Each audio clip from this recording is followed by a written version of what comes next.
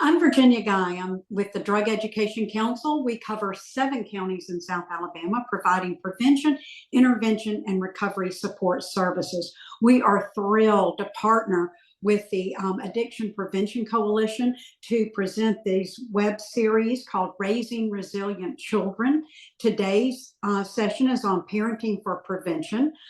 We also will have if anybody's interested in the Spanish language interpretation, there's a button at the bottom of your screen, and we want to thank the Homewood Public Schools for providing the Spanish interpretation for us today. So without further ado, I will introduce our speaker. Our speaker today is Gail Hooper. She has a master's degree and is a certified prevention manager. She's the director of clinical services for the Drug Education Council. I'll remind you that this is being recorded and you'll be able to view it again later. So welcome everybody, and welcome Gail. Thank you. Thank you, Virginia, and thank you to all of you who are joining us today. We do appreciate you taking the time out to be here for this important series. My name is Gail Hooper, and like Virginia said, I am the clinical director for the Drug Education Council. Let me see if I can share my screen so that we can get started today. Okay, the Drug Education Council has been around for nearly 60 years. And over that time, we have provided services for prevention, for education, for recovery support, and our primary focus for direct services are the 7 counties that you see listed here. But we also provide information and consultation and referral services to people in all 67 counties. And we work very closely with partners across the state to try to provide prevention and education programs in as many places as we can reach. Today's topic is actually parenting for prevention. And this is a topic that's actually very close to my heart because as a parent, I know how important this really is. And one of the things we want to hopefully do today is to provide you some tools that you can use as you lead and guide your kids and the kids that you may work with in making healthy choices.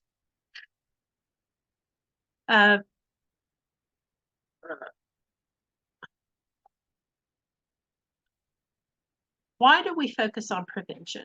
Well, in order to answer that question, we have to first look at what do we know about addiction. And one of the things that we know about addiction is that sometimes people become addicted and other people may not become addicted. There's a lot of research that talks about what are the risk factors for addiction. And we can talk sometimes about things that make people more likely to become addicted, but we don't always know exactly why people become addicted. We know that genetics play a role.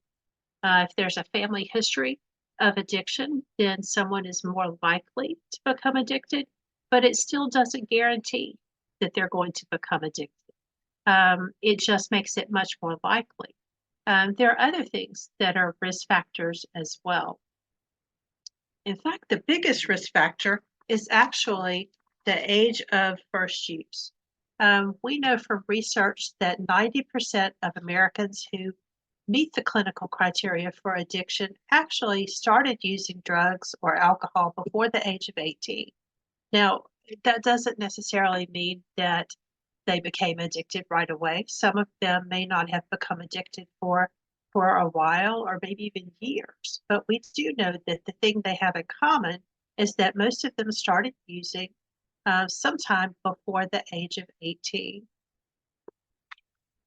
In fact, research also shows that 47% of our young people have used an illegal drug by the time they graduate from high school. And when they talk about illegal drugs in this case, they're talking about things other than alcohol or tobacco. So all of those other substances that young people experiment with, nearly half of our young people have at least tried one of those by the time they graduate from high school. According to the National Institute on Drug Abuse, the average age of first use for alcohol and other drugs is about 13 years old. And what this tells us is that if the average is 13, that there are some people who are actually trying these drugs at a younger age and some that are older. But for most young people, 13 years old is usually middle school. It's usually somewhere around seventh or eighth grade. And that's the age where they're first making decisions or choices about experimenting with alcohol, tobacco, vaping, and other drug use. Statistics that come from the researchers say that about 70% of people who try these substances before 13 years old will develop a substance use disorder within the next 7 years. So sometime between the age of 13 and 20, those people who are experimenting at that early age will go on to develop a substance abuse disorder. Now, the important thing to recognize about that is if you compare that with people who don't experiment or don't use drugs until after the age of 17, that rate drops down to about 27%. That's a huge difference, and that's just related to age. So the age of first use makes a huge difference in how much at risk someone is if they're experimenting with alcohol or drugs. We also know that earlier use of drugs is related to many other behavior and other kinds of problems in young people as well. So it's not just a risk factor for substance abuse, it's also a risk factor for other things like conduct disorder, school problems, risky sexual behaviors. And a lot of these young people will also go on to have problems with social problems, legal problems, family problems, compared to young people or adults who initiate drug use later on. So the same risk factors for substance use or addiction are also related to many other problem behaviors as well. We also know that all of this is important because of the developing brain. Young people's brains are not fully developed until somewhere around the age of 25. And during that period between about age 14 and 25, there's actually a huge burst of brain development that has to occur. It's actually a very important time of development. And during that time, the things that are the last to develop are in the area of the brain called the prefrontal cortex. That's the area of the brain that they also call the executive center of the brain. That's the part that controls all of those things like impulse control, extended reasoning, being able to look at something and understand what the long-term consequences might be. And we know that that's the very last part of the brain to develop. And when young people experiment with alcohol or tobacco or other drugs during this time of brain development, it can not only delay it, which is one thing it could do, it can also keep it from happening at all. And that's a scary thought, because here's the thing about that brain development. If it doesn't happen during that window of opportunity, that window of time, you can't go back later and make up for it. So young people who are experimenting could be creating situations where they're going to have impacts on their brain that they'll experience for the rest of their life as a result of choices they may make as a young teen. It also is the reason why young people are more at risk for addiction, because of this different impact that alcohol and drug use has on the adolescent brain. One of the things that we talk about with parents a lot is this idea that they need to do everything they can to delay that first use of alcohol or drugs. Obviously, if they can prevent it completely, that's the best case scenario. But if not, then each year that they can prevent their child from trying these things, they decrease the risk that they will become addicted. So a lot of times we tell parents that message of delay, delay, delay makes a huge difference in the amount of risk that that child will have as to whether or not they will become addicted at some point. The other reason we focus on prevention is because young people report that the single biggest influence on their decision about whether or not to use alcohol or other drugs is it's not their friends, it's not their peers, even though those people are important. What they report as the biggest influence is actually their parents. So we want parents to know that. We want them to know that they have power. They need to learn how to use that power effectively. Don't give away that power. Keep in mind that even though young people may pretend like they're not listening, or they may even tell you that they don't care what you have to say, the truth is they are influenced by our interactions with them, and they do care about what we think and what we say, and we can impact their choices, decisions. Over 80% of young people ages 10 to 18 say that their parents are the leading influence on their decision about whether or not to drink or use drugs. That's a lot of young people. That's well over half of our young people who say that their parents are their biggest influence.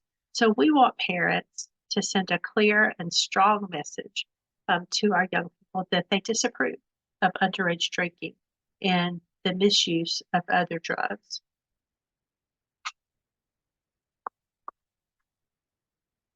Research also shows this, that when parents monitor, supervise, and set clear boundaries, they can reduce the risk for their teens. So let's look at how can we do this, because I mean, obviously there's got to be a way to make this happen. So how can we do this? We talk a lot about something called the 4 C's of parenting for prevention. 4 things that parents can do that can make a difference. The first C is to establish clear rules and guidelines for behavior. Don't just assume that your kids know what your views are or what your position is on alcohol or drug use. Spell it out for them. Have a conversation with them and explain why you're setting rules and boundaries, that you want them to be healthy and safe. And then tell them that, that there are rules that no drug or alcohol use will be tolerated. Make sure that there's a very clear explanation of what those rules are, so that there's no gray area. There's no potential for misunderstanding. Explain what we talked about earlier about the brain still being developing and why drugs and alcohol have such a big impact on their brain. And even though we know that young people will often say, that doesn't apply to me, or I don't think that'll happen to me. We need to work on helping them learn how to look at the future and think about how the choices today can impact their future. And that takes practice. So the more we talk to them about those things, and the more we help them think about things in those terms, the better for them. The other thing about rules is that they provide structure that our kids need for emotional well-being. I told you that the last part of the brain that develops is the executive center. And that's that part of the brain that we have that provides structure and rules for us. That's the last part that develops. So they don't have that ability at their age. They need us to provide that structure and those boundaries for them. So they may say they don't want rules, but they need them. They need that structure and that safety and those boundaries that the rules provide for them. So set firm but reasonable rules. Things like setting a curfew or expecting them to let you know if their plans change. Explain clearly what the rules are so that they understand. And then the next C is consistent consequences. You've got the rules. You also need to be clear about what the consequences are if they don't follow those rules. And then it's important to make sure that you enforce those consequences consistently. And that's not always easy. Sometimes it's difficult, but it makes a huge difference in how things turn out if we are able to be consistent with consequences. And then balance any consequences with positive encouragement. Let them know that you see when they obey the rules. Catch them being good and let them know that you notice. That goes a long way as well. The last C is communication. We want to keep the lines of communication open. Make sure that they know that we are coming from a place of compassion and love, even when we're having these tough conversations. It's because we do love and we care about what happens to them. But do everything we can to keep those lines of communication open, even when it seems like they're not really listening. A lot of times they may pretend to not hear you, but they listen. They hear what we say. As a parent, you're the biggest influence on your child's life. And having those open, honest conversations is one of the most powerful ways that we can help them develop into healthy adults. Teachable moments, those opportunities come up all the time. And we can use these as opportunities to discuss substance use and other things that may be going on in our kids' lives. And remember, the sooner that you talk to your kids about alcohol and other drugs, the greater the chance you have of influencing their decision about drinking and substance use. The longer we put it off, the longer we wait, the less opportunities we have to be a positive influence on those choices. So it's never too soon to start talking. And I'll talk about that a little bit more in a minute. But even with young kids, there are opportunities to talk about things that can impact their abilities to make good choices later on. It's never too late, never too soon to start, and it's never too late to start either.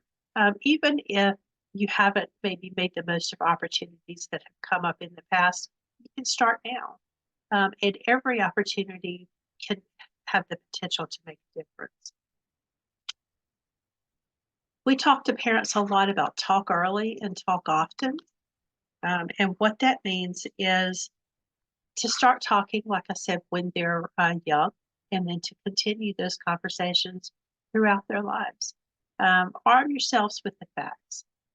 Make sure that you know the real factual information about alcohol, tobacco, marijuana, all the other drugs out there that young people are using and experimenting with, so that if your child has questions, they can come to you and get the factual information as opposed to the misinformation that they may be getting from peers or from media, or just from the world out there in general. So make sure that you have the facts. There are lots of resources for parents if you need to educate yourself about these substances. Look for teachable moments, those little opportunities that come up in our everyday life that we can use to have an impact on our young people. Don't feel like you have to say it all at one time either. Lots of little talks are more effective than one big talk. Lots of those little talks. Use age-appropriate information. We wouldn't want to share the same kind of information with an elementary school student, maybe, or a young child as we would an older child.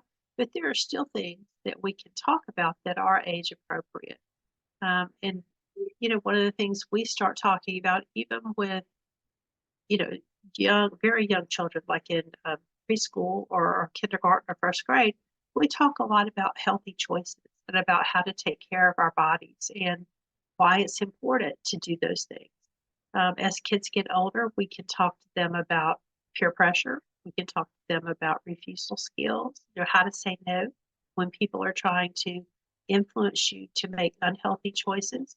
And then as our young people get even older, we can start to share information, factual information about the drugs themselves and about why those things are not healthy choices. But it's important to use age-appropriate information and to make sure that the information you share is something that you practice with them and give them a chance to ask questions and encourage them to come to you with questions or concerns.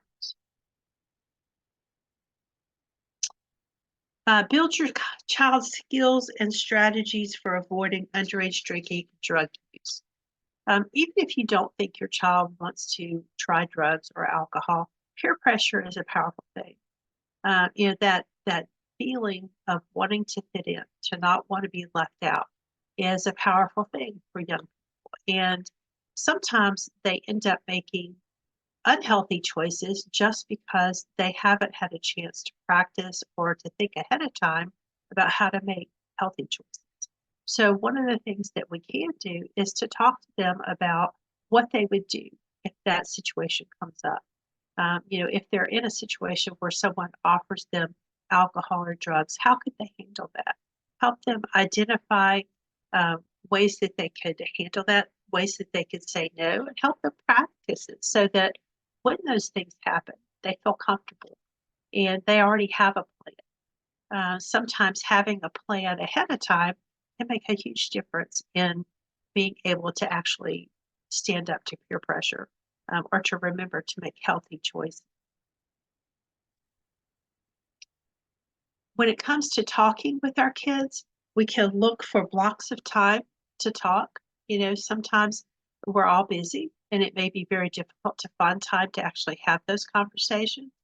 But, maybe after dinner, before bed, before school, or sometimes even on the way to or from school, or to maybe after school practice or other things going on. Sometimes those are opportunities to talk. Sometimes just going for a drive or talking when you're already in the car might be a good time. It may be that your teenager may feel more talkative if they don't feel like they're under a microscope. It's a little bit less intimidating. We can talk about the short and long-term effects that drugs and alcohol can have on their health, safety, and ability to make good decisions. And we can talk to them about the fact that experimenting during this time is very risky because their brain is still developing and it has such a big impact on that brain development.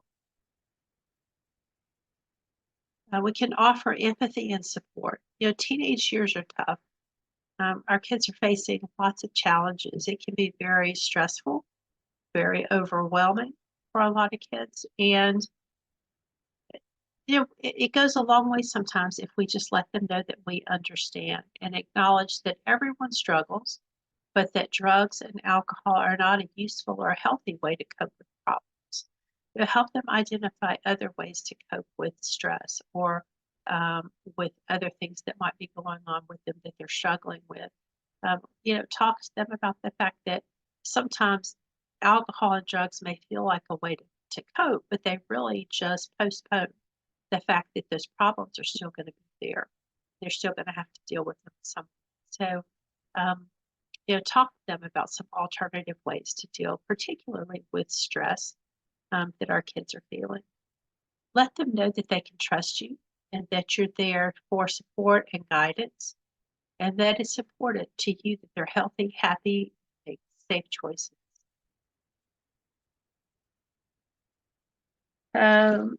Share quality in-person time without electronic devices. And sometimes I know that's a challenge, but if you can find times to just hang out together or spend time together, sometimes that can make kids feel more comfortable about asking questions or coming to you with concerns. You can ask questions about how their day went. You can ask questions about things that are going on. But it helps sometimes if you make it sound like you're interested in what's going on as opposed to an interrogation. So just asking questions about how did your day go? Who'd you hang out with today? What do you have planned this weekend? Those kinds of questions. If you're sharing some quality kind of informal time hanging out together, you may be more likely to get actual conversations going with kids. When they have friends over, you can make a point to pop in to meet them or say hello, to check in periodically, just to let them know that you're still there and that you are paying attention. And that you are concerned or that you are interested in who their friends are. Also, make sure that you know who their friends' parents are. Talk to them. If you don't know them yet, then take the opportunity to introduce yourself and to them. Ask other adults in your child's life how things are going. Talk to teachers, coaches, other people who interact with the child, and ask them what they're seeing. Ask them how things are going in school or with sports or other extracurricular activities. We can check in on their online and phone activities, especially social media. Sometimes that may mean, asking for their passwords, taking opportunity to look at the apps that are on their phone from time to time. And, not because we're trying to invade their privacy, but because we know that the online world can be very risky and dangerous. And we want to make sure that they're safe, that they're not putting themselves in a situation that might be risky or harmful. Monitor your child's activities. One of the things I hear from young people a lot is that they experiment with alcohol or drugs because they're bored. They have lots of unsupervised time on their hands. And, research shows us that during times when children have that unsupervised time, they are much more likely to make unhealthy choices about alcohol, drugs, and other things as well.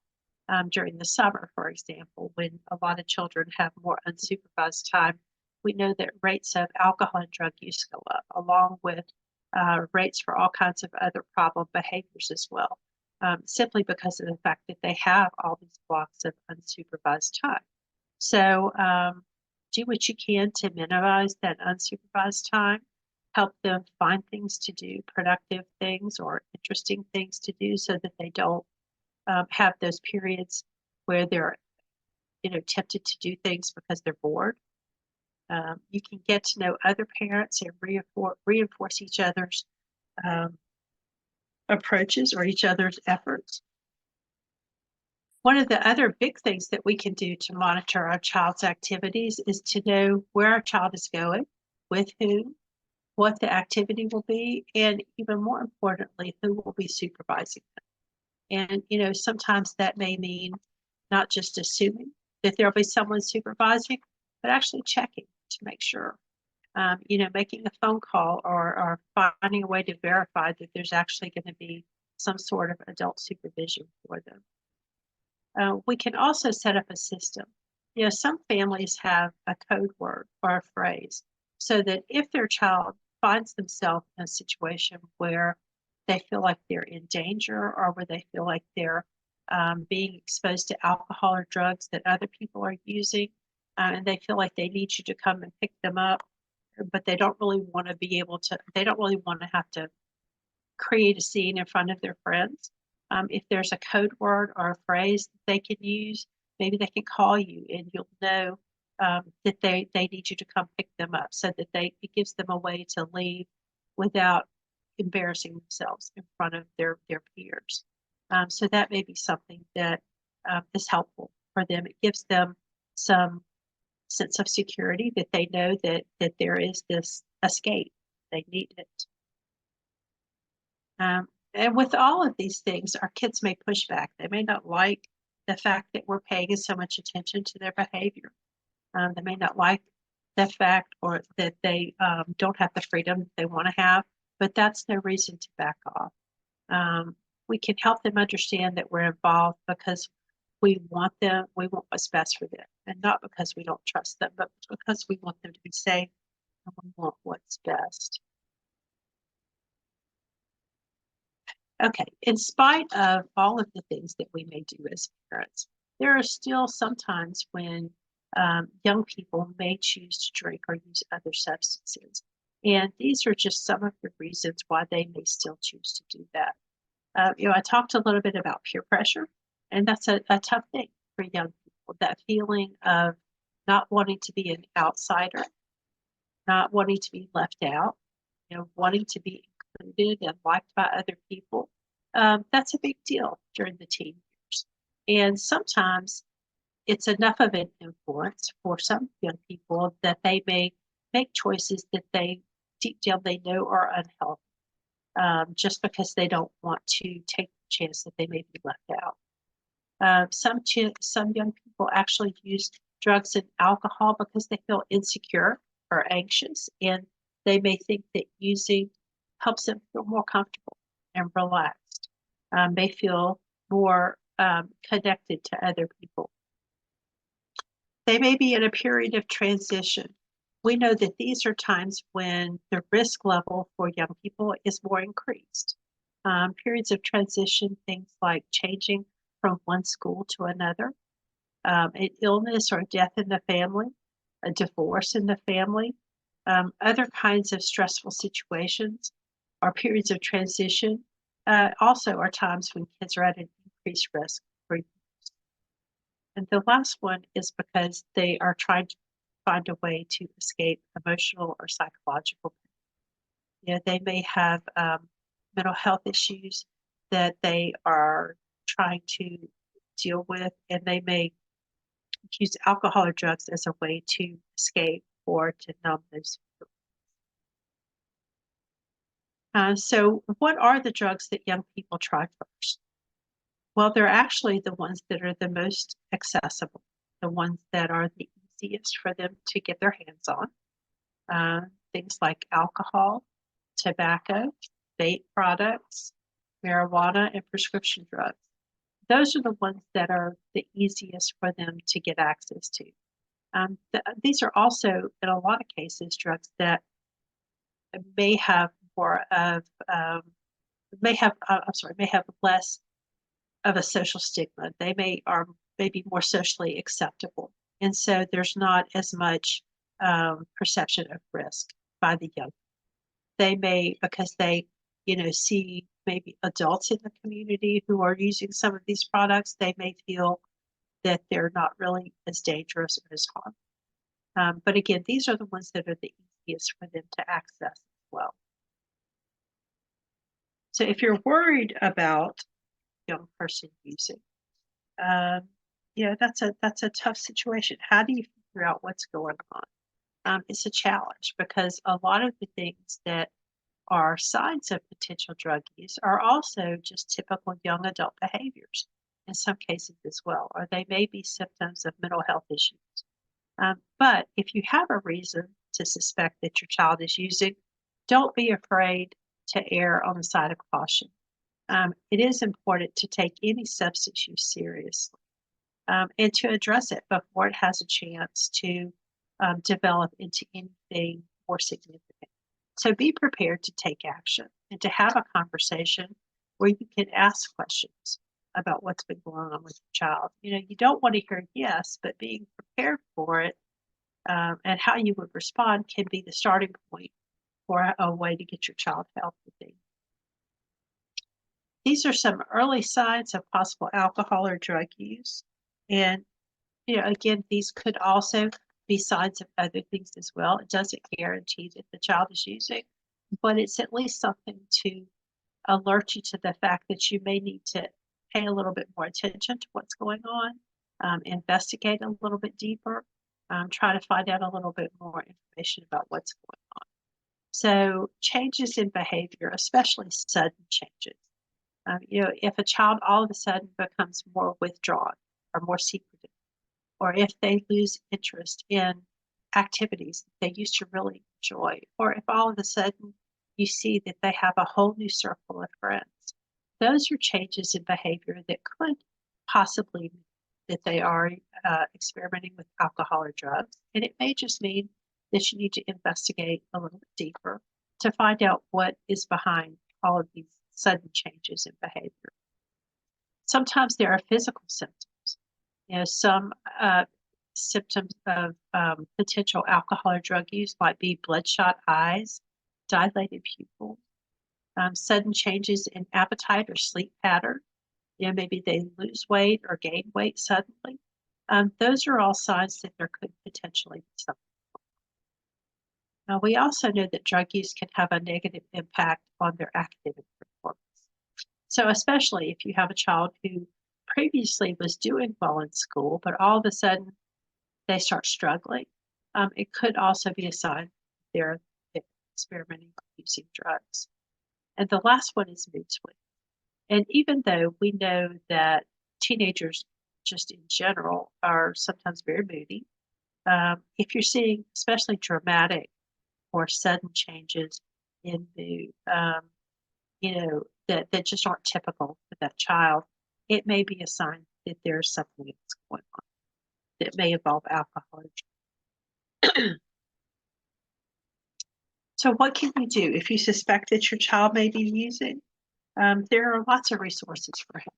There are lots of people in your community who can act as a resource for you. Some parents have turned to school counselors, mental health centers, professional counselors, pediatricians, sports coach, close family friend, a teacher, or clergy. The point is there are lots of people available for help. So think about who might best be able to help your child. There are also resources in your community. I know here in our area, people can call us or come see us, and we will try to help them figure out what's going on and find resources or referral sources in the community for help. And in other parts of the state, the other people who are partners with us on this particular webinar series, like the Addiction Prevention Coalition and Not One More Alabama, can also serve as potential resources for help. You just have to start searching and find what those resources are, but they're out. There's also online resources. One of my favorite websites is the Partnership to End Addiction, which is drugfree.org. They actually have a helpline that you can talk to professionals who can help you figure out what's going on and where to get help. They have online support group and all sorts of other things available that can help if you maybe can't figure out where in your community you can go for help. They also have an online skill development course for parents. It's a free course that talks about some of the same things that we've talked about today, but in much more detail to help you become more effective. And the last thing I wanted to leave you with is these are some of my favorite books for parents. These are some that I share with parents frequently that talk about some of the same things that we talked about today.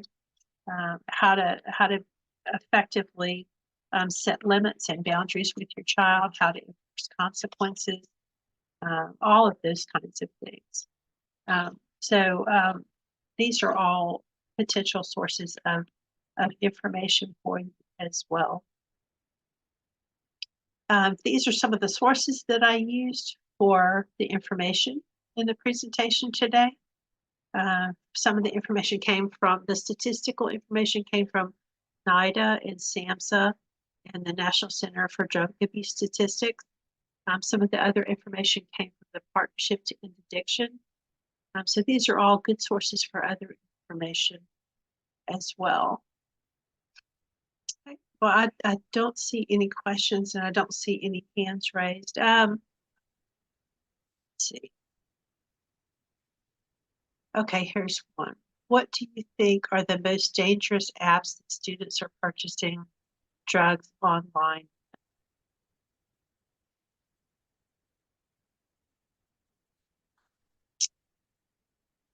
I think there are, a lot of different apps, and they change very quickly. I think that kids are using pretty much any of the apps that they use for other interactions online, things like Instagram, Twitter, Snapchat. All of those are potentials. And then we hear often about new apps that are designed to allow them to communicate with other people quickly. So the biggest thing is they are looking for ways to communicate with their peers that their parents maybe wouldn't identify. So if you see apps on their phone that you're not familiar with, explore what they are. Try to figure out what they are and ask them, what it is that they're using those for, and see if you can find more information about them, because they change so quickly. They come along, nearly every day we're hearing about new apps that are being developed that they're using. And Gail, there's another question. Do you have any favorite resources meant for teenagers themselves to use? There are some websites out there that have some very good information directed at teens. There are some of them focus on specific topics, like there are some that focus on vaping that have some very good information for young people about vaping. I'd be happy if I don't remember if I showed my contact information or not, but it's Gail, Gail, at drugeducation.org. And if you're interested, just send me an email and I'll be glad to send you a list of some of the online resources that we use a lot for families and for young people. I'll be glad to share those.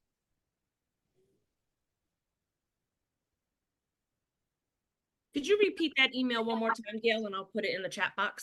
Okay, sure. It's Gail, Gail, at drugeducation.org. In case folks want to copy and paste that. Yeah. And I'll be glad to send them actually several resources that we have that we share with parents and with young people.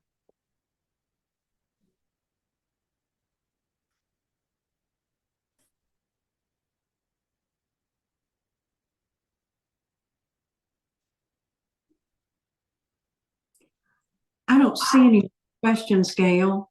Okay. Well, I do want to thank you all for taking the time to join us today.